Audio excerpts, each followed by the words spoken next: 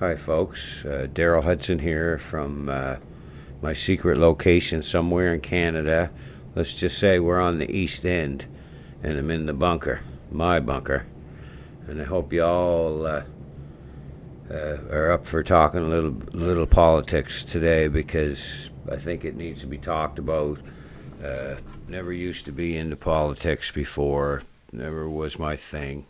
And now it just I seem to be getting drawn into this with all that I have been seeing.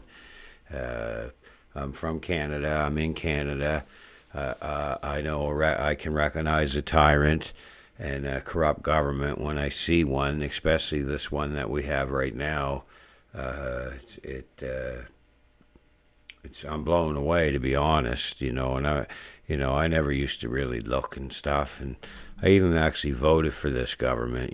So that says a lot. People call me fascist and all that kind of stuff. I just call myself the old school man that knows what freedom is, what it means, and uh, uh,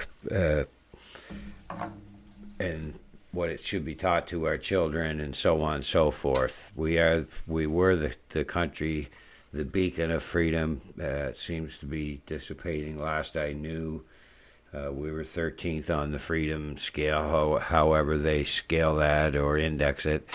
We were 13th out of the world, which to me that seems kind of low for my childhood at least, unless I obviously missed something.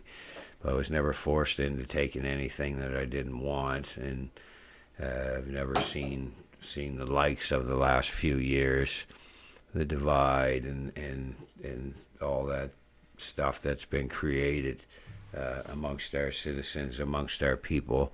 It's mind-boggling.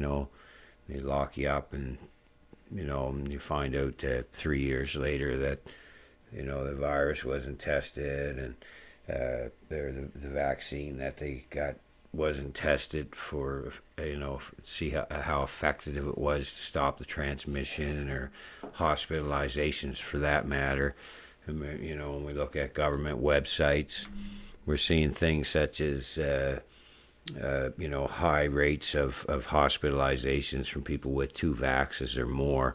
That's very alarming to me. I mean, uh, I don't have no college degree or anything like that, but I do critical think, especially when it comes to things like that. When you see it, it's like, wow, there's hardly anybody in the hospital in Nova Scotia, East Coast, that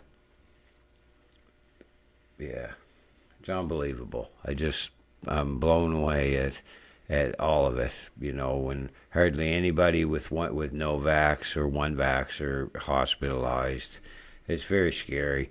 It's very scary when so many people just look at it and say, "Oh, well, that's okay." They just seem to think, "Well, that's okay." Well, why is that okay with you?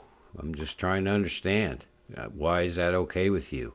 Are you not getting the information that I'm getting, or what's going on? Uh, it's unbelievable. The virus is 99.8% people survive without the vaccine. So I don't know what's going on, but it's just not adding up in my mind, and it doesn't appear to me that our news outlets, our main news outlets, CBC, say, even CNN in the States, like they don't seem to be telling any kind of truths. Like there's no numbers on injuries or deaths, say, pertaining to the said vax, and that's very confusing to me too. All we got for the first couple of years was deaths from COVID. Everybody died from COVID. Nobody died from the flu. It's all just mind-boggling, and it just keeps going on. And now they're driving climate at us with the vaccine on the side because the survival rate is so high. The people that are really scared of dying from it can go get their vaccinations, and that should be the end of that, right? And that's simple as that too, right? There's many people that are still out of work and off of work that never got paid, never weren't allowed unemployment, because they refuse to take a vaccine for umpteen reasons, and some of them are very, very, very legitimate, and our government will not recognize that, and that is all the way up to the top again. Is the leader of the nation is the one that's pushing this kind of stuff, and it's just not right. It's wrong. I don't care what party you're from, or what color, or what creed, or anything you are. This is just not right, what's going on. And I ask of you to just have a look and look around and see for yourself. Do you think this thing is right? What's going on? Because now they're spinning things into climate change and carbon taxes and extra taxes and tax with inflation, and some places their homes are being taxed. They're being taxed out of their own homes, and they're on pensions, and their homes are paid off. Like, it's what's going on. Like, are we being set up to fail in more ways than one? Are we being set up to be angry with each other and divided and confused? And he said that, well, he's wrong. Or she said that, she's wrong. Wear a mask, don't wear a mask. Get a vaccine, don't get a vaccine. You're racist because of this. Oh, you want to look into Chinese interference elections? Oh, well, you're racist.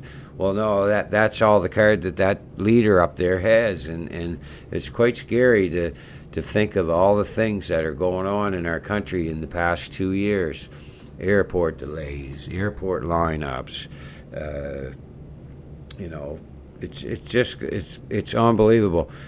Doctor shortages, hospital wait lines, people dying waiting to get surgeries, and they're bringing in all these different people from every different front.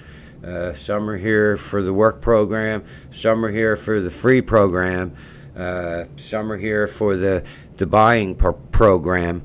And they buy our homes. They say, oh, well, we cut out the foreign buyers, and that. No, you didn't cut them out. You did not cut them out. You're going to charge them $10,000 penalty if they want to buy a house. So that's really what we call the price of business. And this kind of business needs to all stop. People here need to have a chance to get somewhere. When I grew up here as a young fella, we had ample opportunity, and everything was affordable and reasonable if you wanted to work for it. Now you work for it and you can't even have it. What's going on? You tell me what's going on. I don't know. I'm pretty confused, pretty messed up, but I'm also pissed off at what I'm seeing. When I see a government blatantly just giving everything away that they possibly can, and while our people are faltering, we should be having rehab centers and rehabilitation for people that are out on the street that went through a hell of a time to get to being on the street. And now they're stuck on the street. They're depressed, and they don't even know how to help themselves anymore because they're so depressed. It's shame on this government. Shame on it. How many people are you bringing into our country that are depressed and have ailments and things that are just going to keep taking the wait lines for the people that have been here for 30 years, 20 years, 40 years, 50 years, paying taxes for these services they're not getting anymore? What do you think of that? That's some politics for you. So anyway, I'm going to go for now, and I'm coming back, signing off from my secret location. Peace.